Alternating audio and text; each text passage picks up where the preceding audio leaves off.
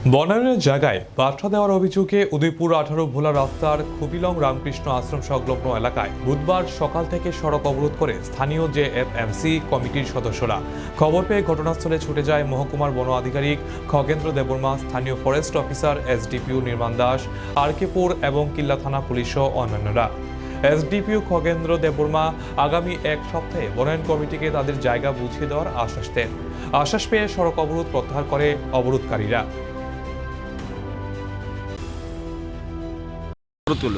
অবরোধ হলো আমরা যে শান্তিবন জেএফএমসি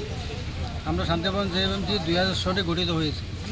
2000 সনে গঠিত হয়েছে। তো এখন কিছু লোক কইতেছে এখানে পাট্টা পাইছে, হ্যাঁ। তো কিছু লোক বাইরের গ্রাম থেকে আইসে এখানে রাবার বাগান করতেছে। তো আমরা বারবার ডিপার্টমেন্টে জানাইতেছি, ডিপার্টমেন্ট কোনো অ্যাকশান নিতেছে না নেওয়াতে আমরা আজকে রাস্তা অবরোধ করছি।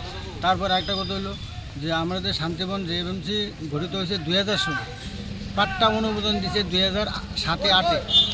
তো আমরা থেকে 7 বছর বা 8 বছর পরে আয়া সেটা আমরা জায়গাতে কী করে তারা পাট্টা পায়, এটা নিয়েই আমরা আজকে।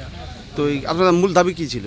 মূল দাবি হলো আমরা যে শান্তিবন জেএফএমসির যে 150 হেক্টর বাগান, 150 হেক্টর বাগান ডিমার্কেশন করে সেটা আমরা দিব, দেওয়ার জন্য আবেদন রাখছি।